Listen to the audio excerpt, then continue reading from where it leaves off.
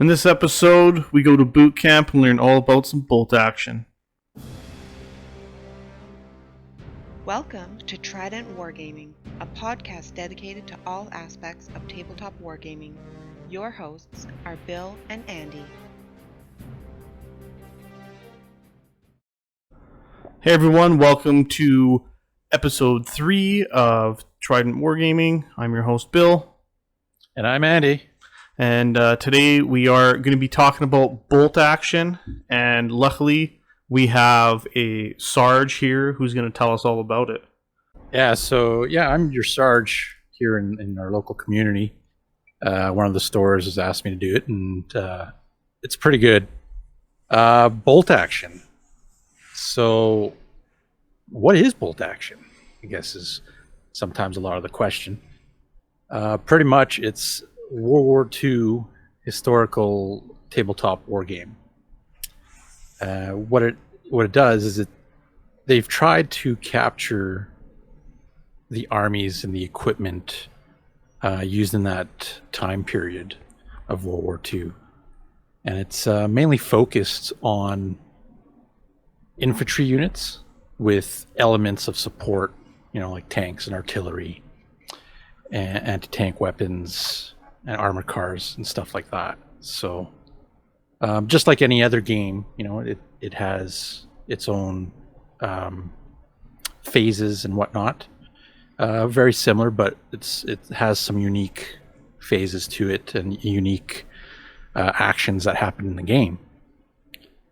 So for myself, I've been in it for almost 3 years now, and I got to give thanks to local guys here, Tony and Curtis. So thanks very much for introducing me to the game. But yeah, bolt action. I just love it. Just love the game. And soon enough here, I'm going to get Bill into it as he's picked up some Americans to play. Yes, sir. So that will be a very, very good time.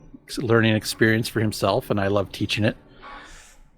So yeah, it's going to be great times, and we might have another friend getting into it as well. But one of the unique things about bolt action is its turn sequence. And unlike other games where it's, let's say Bill, for example, takes his army, does his moves, takes his whole actions and whatnot, and goes through his turn, and then it passes to me. Bolt action has a system of, it's an order phase. And what it is there's order dice. So each unit in your army, they'll acquire an order dice, and it's a random draw. A random draw from the bag.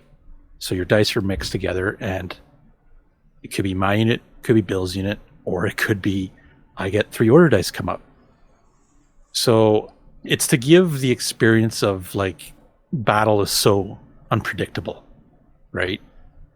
And it really does show in the game, because you'll be a lot of times thinking, okay, where am I going to position these guys?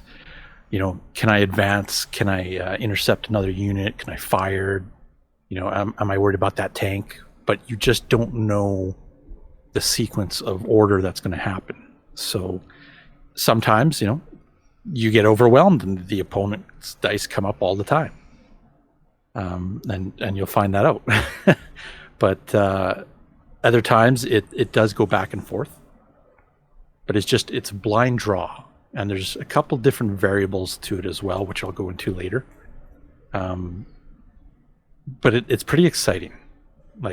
And so unique and different to other game systems that I love it. Right. And I'm hoping, Bill will have some fun time with it as well. Oh, for sure. I'm definitely looking forward to that blind activation. It sounds pretty unique for sure. And I am excited to see how it starts to actually affect the gameplay. So. Oh, 100%. It's going to be such a different change of pace for you as well, right? Because we've said in the past, we've been hardcore Games Workshop players, right? And with this game, It's same kind of force on force, army on army, but just the system's different. Orders, for example, your units actually get orders given to them, right? So it's not so much a move phase, a fire phase, stuff like that. It's you literally are picking orders for your units depending on the situation that they're in. So really, when it comes down to it, there's a lot of like tactical maneuvering and like usage of your units and what kind of like cover modifiers you're going to give to your opponent by hiding behind some sandbags or using a building as cover, or even being inside the building, which is a thing in bolt action, which is pretty neat. But it's also you're planning your moves out kind of the situation you're in, where your opponent's going to be. Do I got to move these guys because they're getting sighted in by the artillery that's pounding them? And another thing too is there is like no armor saves in this game. It's all based on your troop quality. So there's different levels of troop quality, and that's what determines how you get wounded, right? How you lose infantry and also tanks and whatnot. So it's definitely a learning experience when you're so used to having like power armor or an invulnerable save compared to the other games. And there are like universal special rules, but there's not a heck of a lot. So it's a lot of basically on your generalship, your maneuvering and all that stuff, like I said earlier. So it's fun to learn. It's great to get into and see how you can do with your armies. And going into armies, and I know Bill has looked at this, and he sent me quite a few lists here and there. But army building, like, I'm sure you were probably slightly overwhelmed with how much was out there for bolt action.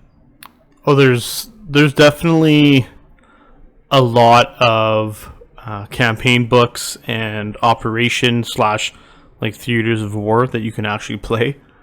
That definitely took me by surprise, because I was only exposed to the rule book itself, or even just the United States actual army book, which is equivalent to like the Codex. Yeah. And then when you're telling me, oh, there's actually all these campaign books, you check this out, and then just this link of just insane amount of campaign books. It definitely opened it up to like an even bigger picture, right? Which, yeah, there was a lot for sure. Oh, and there's so much more, and they keep coming out with more. It's awesome. I love it. But coming down to like army building, you can build forces from all these factions that they have in the game, and there's a lot of main factions and smaller factions that you can create armies with. And the basic thing with it is, if you want to just go and play, with your buddy or a group of guys or a community, you can go and just set up and play it just like any other game, right? And it's nice because they have these reinforced platoons that you build from, right? But the majority of, I would think, the players, they'd really go into like thematic settings, right? They create the story. They play the campaign books, and there's a lot of campaign books. So, anywhere from Stalingrad to normally Battle of the Bulge, and you can play all these different armies how you want to build them. So if you want to go and use any of these theater selectors, which is where there's like different army organizations, like your selectors, you want to do the 101st Airborne, you can do that. You want to do the Rattenkrieg platoon that fought, fighting in Stalingrad, you can do that. The British 8th Army, you can do that. The Desert Rats. Or if you want to play, Rommel and in the Western Desert, the Africa Corps, you can do that. So the options are infinite. Like there's so much out there, right? And like I said before, like the game is mainly focused on the history. So mainly focused on the infantry units of the game, right? Of the war and whatnot, with the select support elements, tanks, artillery, all that stuff. So just like any other game, you have choices for it and how many you're allowed and all that stuff. The difference is there's troop quality. Now this is a big thing. So you build your army and you decide what units you want from your army books. But there's different troop quality. So if you want to run an inexperienced army, more than likely you're going to have a lot of infantry, but they're going to be inexperienced. So they're a little bit easier to take out. You know, they don't hit as well, but you have a lot of bodies. Or, you know, you can go to regulars, which is pretty average. Or you go veterans, which is very strong, right? And I know you were looking at veterans, I believe, Bill, weren't you? On a couple different units, yeah. Yeah. Mainly those regular infantry, we're kind of just leaving them as just experienced, but a lot of my support elements, I was focusing on veterans. Yeah, so veterans, like I said, they got a high morale, so they're hard to break, you know, but they're also hard to take out, so they're pretty tough. But the one thing with the armies is when you're building it and when you're picking factions and whatnot, like each faction has their own kind of nation rules, right? So, for example, like the Germans, they have this nation rule, and usually there's about 3 of them. They have Hitler's buzzsaw, and it gives you an extra attack dice on any light or medium machine guns. The US, I believe, have fire and Yep. and that lets them with, I believe, bars and M1. Yeah, the M1 Garand rifle / carbine, and the bars don't suffer movement and shooting penalties. Yeah, which is huge. That's huge, right? So, and then you have other stuff like my French, which I play quite often, as most of the guys will know. They have breakdown in communication. So when you go to see who gets to go first, you actually draw a dice from the order pool, and whoever's dice it is, they're going first. But when you're playing French, their special rule is the opponent gets to decide if they put that back and draw again. And that's just, resembling the fact that that's what kind of happened in history is, you know, the French had some bad communication and it caused some issues. So it's pretty neat, you know. In that aspect, they try to do pretty good with that, not make things too powered, too overpowered or whatever. There's a good balance. So it's pretty good. A lot of campaign books. Mm-hmm. So if you're looking for a game that has a lot of specialized scenarios and campaign rules and different army selectors and like specific to certain aspects, like, or time periods, because you're fighting, you know, early war, mid-war, late war, but like campaign books, there's like, I have 15 plus sitting behind me. So but you know, but anywhere from like Fortress Budapest, which is like the Hungarians, to Dady landings, Battle of France, Stalingrad, and in each of these books they have tons of missions, right? I think the D-Day alone might have like 20 plus missions, which is awesome.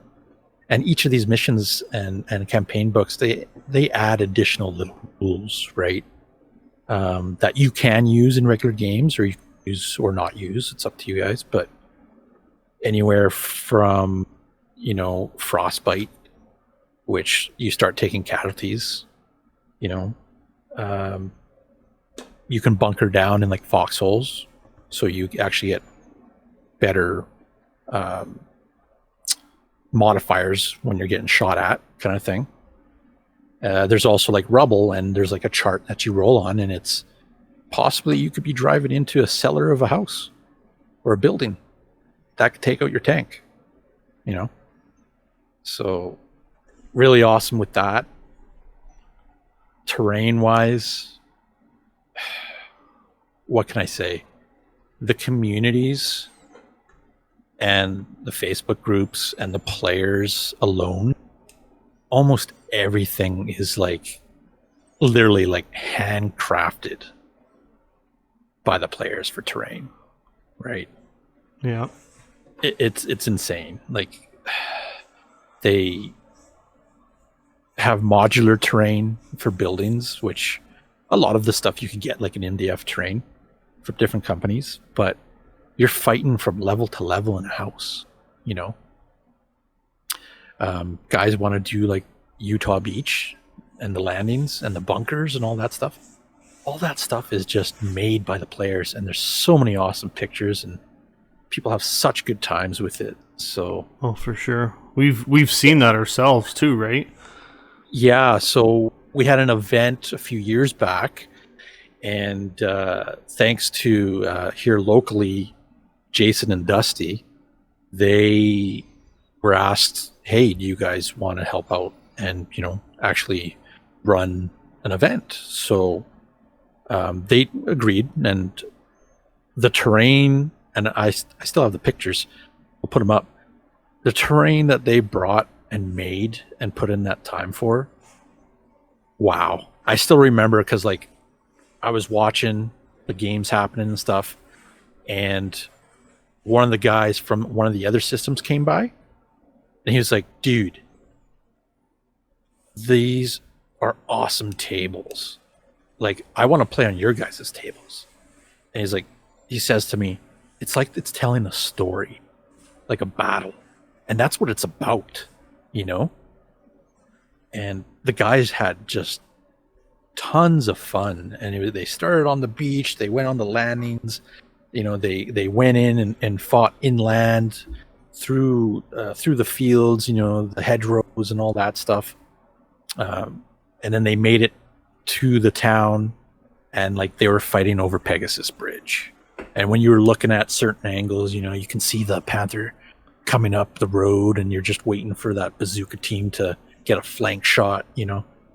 And it literally does. It does make a story, and it makes for a great time. Everybody enjoys it. So great community, great games. Warlord Games, the guys who make it, they keep coming out with tons of stuff. So it's awesome. And there's a vast amount of models, and of course armies to pick from. But as Bill knows, because he's asked me a lot of questions about the game, and Oh yeah. I told him straight up, you pick an army and you find some models that you want to use for it, which are properly scaled to your liking, you're allowed to, right? You're not limited to what the company sells for the game, right? They literally tell you, you can use, you know, whichever models you can find, because they don't make every model, right? You know, like myself, I ended up buying some French Dragoons because they didn't make them. So, and like yourself, I know you jumped up in scale for your tanks. Yeah. Which has been a pretty hot topic lately. Yeah, it's definitely been a main conversation piece in a lot of posts that I've either chimed in on or made myself on the various pages. But I ended up picking up a Tamiya model kit of the Sherman M4A1 or the M10 tank destroyer instead of going with, you know, the bolt action ones. And it is a bigger scale. It's 148 versus 156 that Warlord sells, but it was enough for me to really want to go for it, just because they looked a little bit bigger, a little more scale to the infantry for me personally. And it was cool though, having that freedom to be able to actually, you know, go online and outsource vehicles, or, you know, if I didn't find these U.S. infantry, I could, you know, get a different style of model from like Victoria Miniatures or any of the other third-party kits, which is pretty sweet.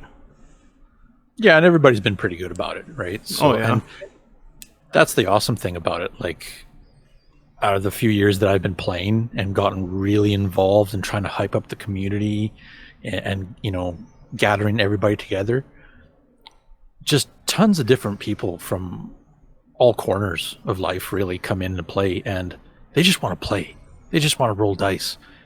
And this is one of those great games where, you know, you go and you have fun and you have a great battle. It could be going the other opponent's way for a while, and then it just turns 360, like right in the middle of the battle, and it's such a close game. Like, I think I've drawn most games that I've played, but it's great battles and it's a lot of fun, and I definitely recommend it if you're into World War II. Even if you're not a history buff, like I'm nowhere near a history buff, you can pick up the game and play. And, you know, they make box sets that are, you got a full army already. You just need to assemble it, paint it, and play it, right? Yeah. So, awesome game. It's fun. It's not too expensive. But like game terms, so much. There's so many missions, so many models, so much information just out of the books alone. Nice thing is when they come out with a campaign book and whatnot, sometimes they have like these special miniatures that come out. So it's like they'll actually have like character miniatures, like Rommel, you know, John Bastone.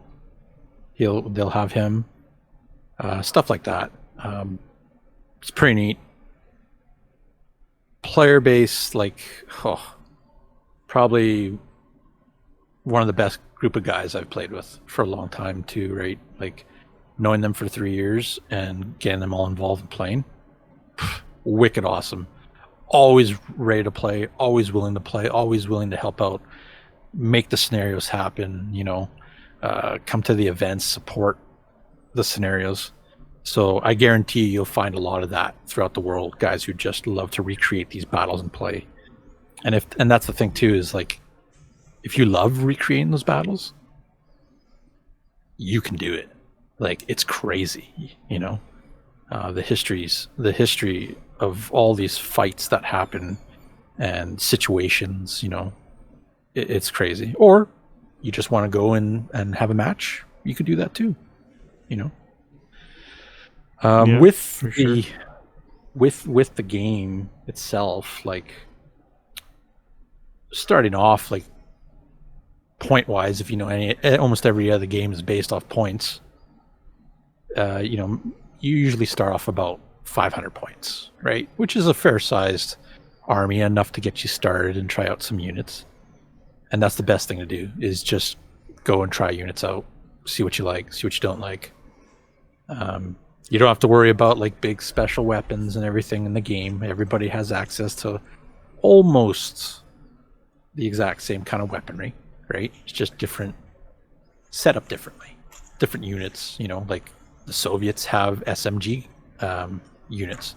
Their whole unit has SMGs, but that's what it was, right?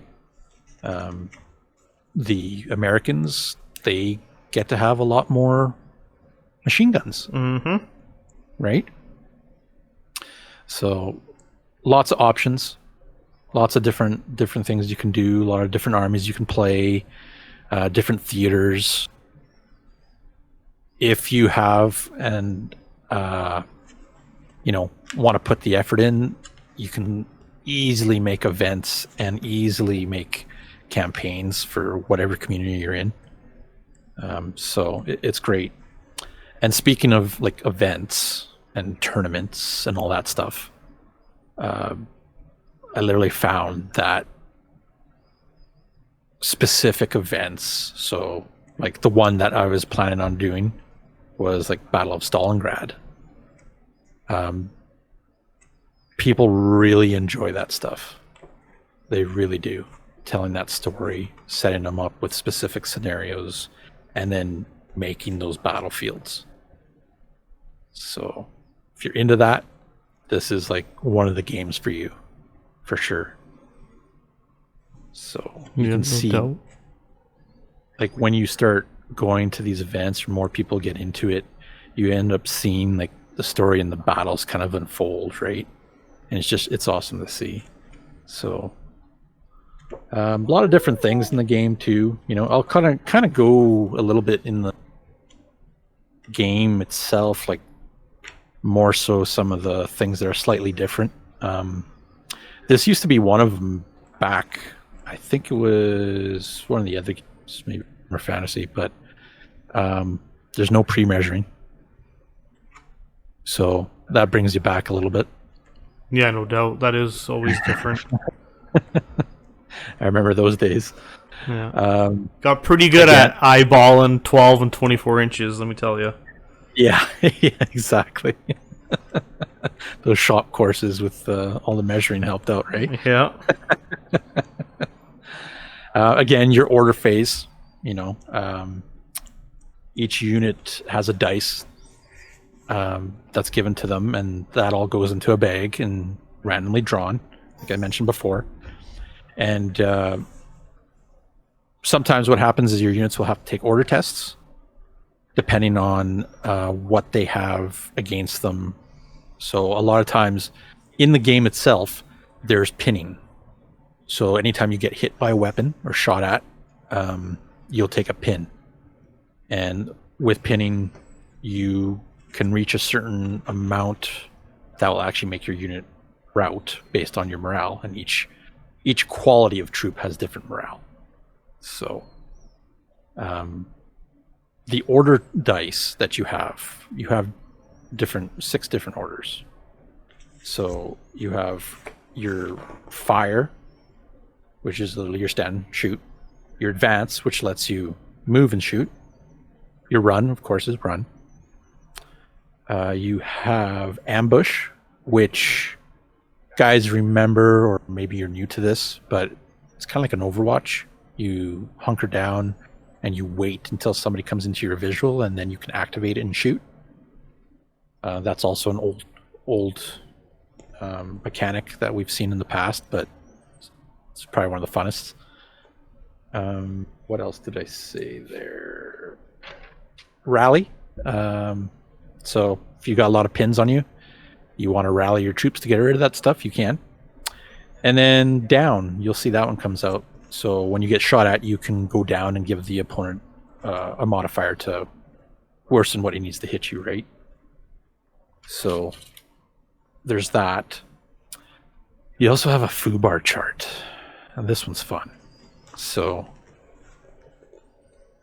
if you get a foobar, you literally have the chance of actually firing on your own units, depending on the situation. And there's specific rules, which I won't go into detail, but there is a chance, yeah, you can hit your own guys. Just friendly fire. Somebody messed up, Troop quality and morale, like I said before, the experience of the units. You have inexperienced, regular, and veteran, and they all have different morale, which is like a leadership.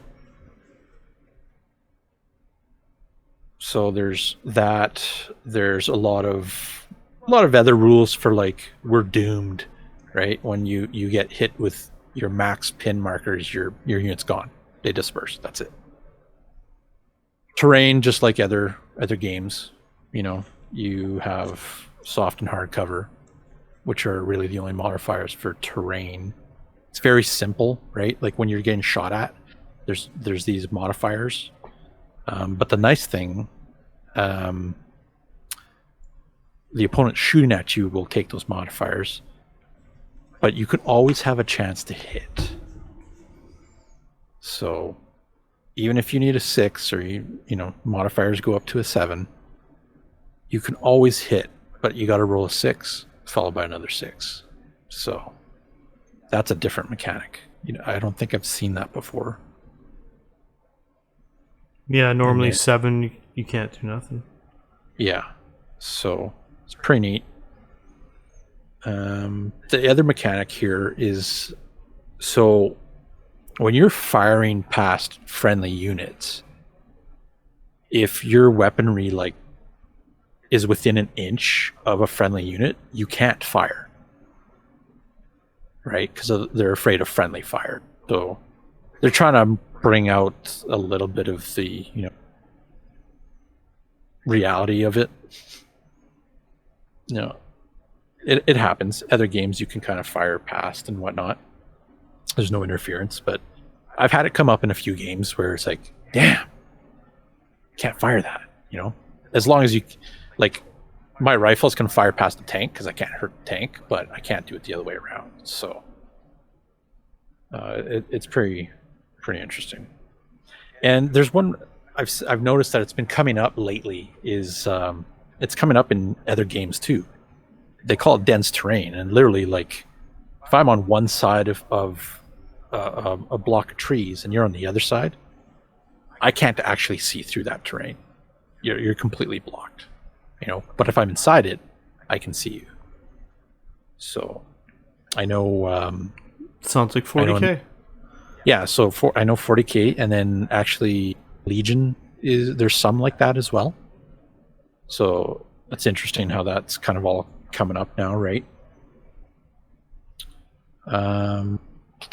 Yeah, troop quality. Oh, exceptional damage. That's an interesting one.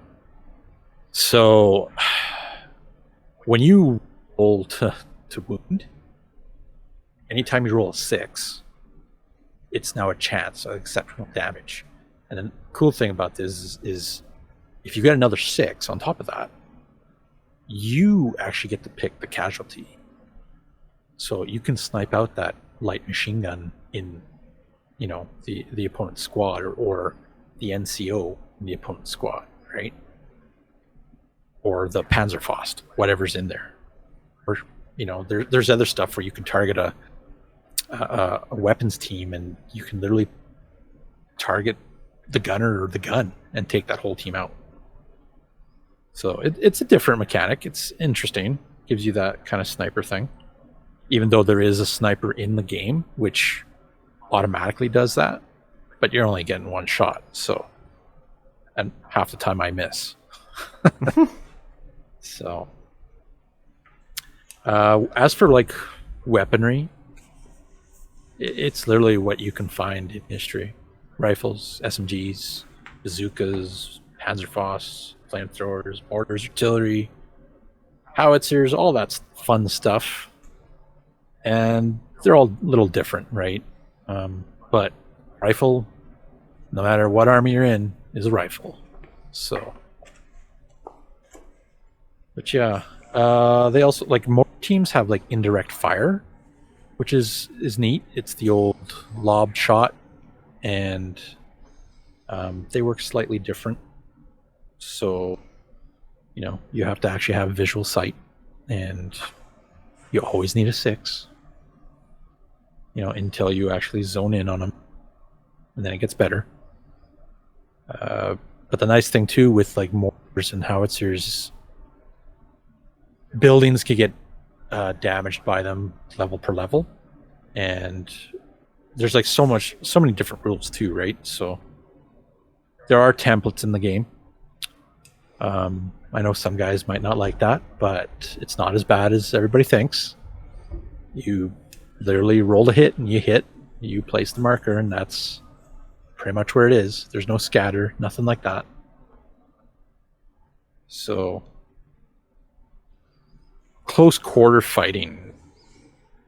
Now, this one can be how can I say this? It could be painful for some rolls, because it's all on your rolls, right? Like, you end up going to a fight and you roll to wound each other, and whoever literally has the most wounds is the winner, and that's it. Your unit's destroyed. There's no locked in combat for 5 turns. There's no real consolidation. There's no waiting for a hero to come in to save the day. It gets pretty deadly. Like, I've lost a combat where there's one guy, and completely flopped on my rolls, and he did 1 wound and wiped out my squad. Right? Just my luck. It happens. Yeah. Right? Granted they're inexperienced, but hey, it is what it is, right? Tried to mass attack them and it didn't work. So yeah, there's that. It's slightly different than other games. We're so used to drawn out combats and special weapons and striking at different, points of the battle, stuff like that. Definitely. So, yeah. What I noticed. Oh, go ahead. No. Just say what I noticed as a new player jumping into it. To kind of touch on what Andy was talking about with the early, mid, and late, is it's broken up into years. So you can have your early war, which is 1939 to 1941. Mid war is 42 to 43, and then your late war is 44 to 45. And it can actually change the loadouts of some of your squads depending on when you're taking them. And I decided to play mid-war, so 1943 was kind of my jam, and I tried to base my army off of that historically as well, like reading online and whatnot. So, like, for instance, I have an anti-tank gun, and it's a 57 millimeter M1, and those actually rolled out in the spring of 43 because the 37 millimeter just was not heavy enough to actually do damage. So there is a lot of opportunity to go with that historical feel, and be able to actually build that narrative theme for this type of army.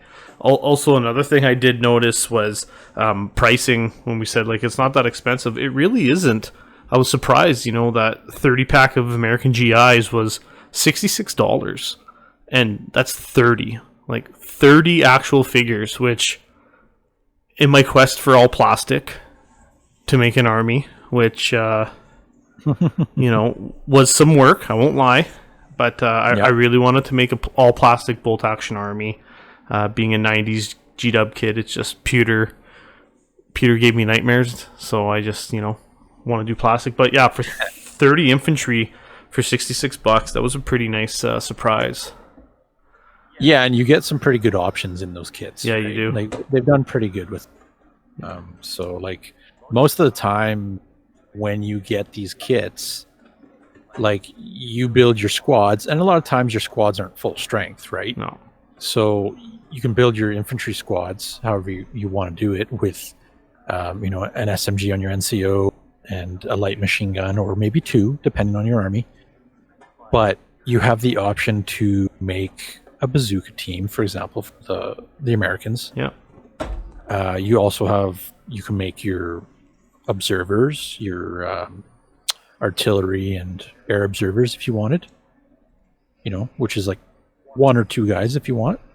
You can make your command, your HQ, your lieutenants or whatever you want to create. And again, I think it's 1 to 3 guys, I believe. Yeah.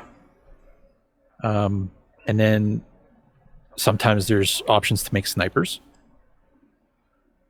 and even medics as well. So you can get a lot out of the plastic kits, which is great, right? Most armies do have plastic kits out there, and I know they were talking about so right now some of the other factions, other nations, I should say, they're still in pewter. My French is literally a full pewter army, so I'm getting a workout when I carry my case. But I know there's talks of them making the Italian army in plastic, because right now they're in pewter. So it's good to see they're doing that. But you have a lot of options, and there's a lot of kits that are plastic. Yes, they do make pewter, and that's usually for specialized units, flamethrower teams, sometimes snipers, medium machine guns, heavy machine guns, that kind of stuff. They also do have resin. So some of the older tank kits are resin.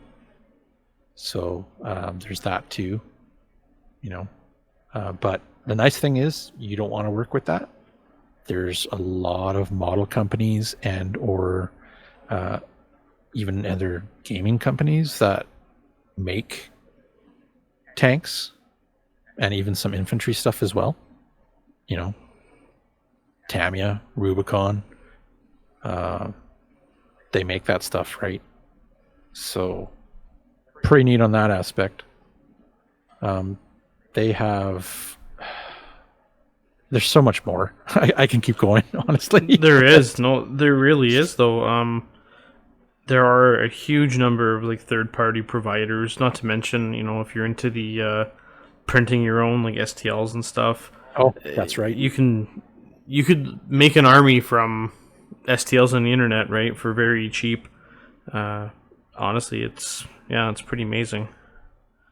One of my friends there, actually, I mentioned Jason. He does so much 3D printing, and like he's making like tons of modular terrain.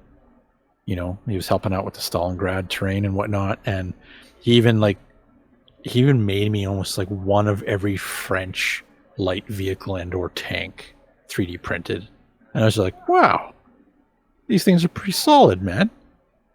So, and of course 3D printing is getting better and better, right? But yeah, it's awesome. If you can, do your thing, if you want to stick with what's out there, the Warlord game, they have awesome bundle packages, and you literally have like 1,000 points, 1,000+ points, which you can actually make into more, and you get tons of infantry, you get your leadership, your HQ, you get machine gun teams, mortar teams, tanks, armored cars.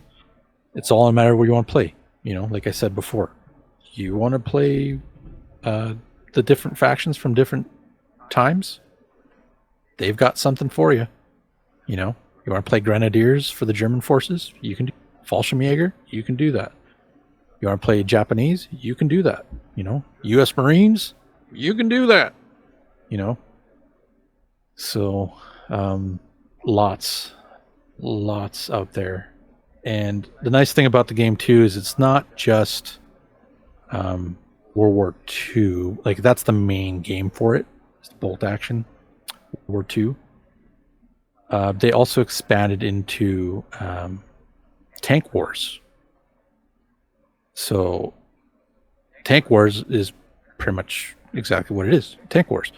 You get to build your armies with tank sections, and the cool thing about it is there's experience that your tank crews can gain. I know a lot of guys, it was pretty popular. I had a little event and everybody had some good fun with it. But yeah, it's your crews get experience. If your tank gets destroyed, you have to roll to see what crew members actually survive, like come out. And then there's a chance that, if your opponent is wanting to gun them down, he has that chance. So, but you can get pretty cool skills, tank ace, all that stuff. You can fire twice in the one game once kind of thing, stuff like that. But pretty neat. Gives you options. If you want to just do that, you can. And they have bundles for that too. Buy 3 tanks for whatever for the game, and you get like 3 or 5 tanks, something like that. So if you just love collecting tanks, you can do that. They also have like the Weird Wars Conflict 47. I've only played it a couple times, but it's like the what if, right? So more of like a Wolfenstein kind of setup. So you got zombies, you got Soviet werebear super soldiers. You got these mechanical walkers, or heavy German assault troops, right? So a little bit of different rules in the game. It's a pretty neat concept, pretty cool. You still get to use everything you have in bolt action in that game as well, except they just have all these additional units. So if you're into that, if you're into the zombies and stuff like that, you can check out the game too. Other than that, they have Bolt Action Korea as well. which has only just come out not too long ago, maybe a year ago. Again, it's Korea. So, same kind of concept, just different era. But yeah, I think really that's about it for what I got for bolt action. I know it's an earful, but I know really, really excited to get going. I know Bill's been working on his U.S. Army, painting it up. Beautiful tank that he did. Some new painting styles that he did. I know myself, I've been working on some Eastern winter Germans for Stalingrad down the road whenever I do the event. So that's a lot of fun. Never really did a winter theme. So, but so much more to go. Like, I have such an inventory of bolt action, it's ridiculous. But yeah. And then when I get games, I know Bill's been expressing he's been pretty excited with it. So Yeah. oh, gotta get that. Gotta get the train going. Make some epic battlefields. Oh, But yeah. we'll have a lot of pictures and working projects and stuff like that for you guys. And we'll definitely have a lot more for bolt action coming out as well down the road. I'll probably get some special guests on from the area and have some good tactic talks and all that stuff. Oh, for sure. Right? But, all in all, it's a really awesome game. I've really, really enjoyed it. As Bill knows, like, I was dedicated every Wednesday night for the last few years going and playing and getting as many people as I could come out to play. So it's awesome because not only that, I was going to some local events for one store to help promote it. And when you got, father and his kid coming and checking it out, and the kid is so interested in the game that the father, he's just empowering him to come and play and try it out. Awesome feeling. Super awesome feeling. And you never know. You might get that kid later down the road playing it, right? So it's great. It's an awesome game. There's a lot of awesome games out there. This is one of my number ones. So I love it. Yeah, no, it should be really good. I know we're planning on getting a game in soon, test it out, and kind of, now that I actually have an army that's built up and primed and in the midst of painting, I can start getting games in and start getting that experience. It's actually one of the games that I've never played, and I'm cranking right along the painting part. And I think, as we start to play, my army will pretty much be close to fully done. And yeah, it's the first system I've ever actually done that for. So usually I've play tested the crap out of armies for a long time and then, settle on something. But this was actually just enjoyable to build with really not a whole lot of background knowledge. Just, ask Andy questions here and there and kind of flip through the books and just pick kind of what I thought would be cool. Yeah, for sure. 100%. And the nice thing is it's just like, it's different, like, for yourself. Yeah. Right? You're so used to painting, space marines or, feral looking orcs for fantasy or something like that. You know what I mean? So once you get to this and it's like, oh wow, I'm painting like a lot of earth tones and a lot of military, like,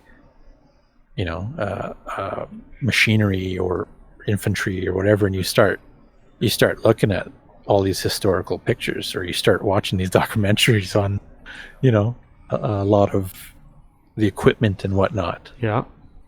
So it really puts it into perspective of, okay, I can do this. This is awesome, right? It's fun. And then when it's all done, it's a gravy train from there. You just start rolling dice. Yeah, no doubt. I was watching World War II in color as I was building my American army. Because, it was just nice for some inspiration, really, see what the troops looked like and hear about a bunch of, historical battles, and then reading about those same battles later on in the American Codex was actually pretty sweet. So, and if there's any other documentaries, comment, let us know. If there's some real good ones, I always love watching that stuff. So yeah, definitely. And again, if you like what we're putting out so far, guys, definitely don't forget to drop us a comment, like, share, follow. We are on the YouTube, and then we're putting out content for you guys on Instagram, which will start to actually get some painting tips and little hobby tricks posted up as well. And then again, we're also on Podbean and Google Podcasts and iTunes as well for you guys. So definitely. And remember, build it, paint it, play it. And we'll catch you guys next time. Thanks for watching.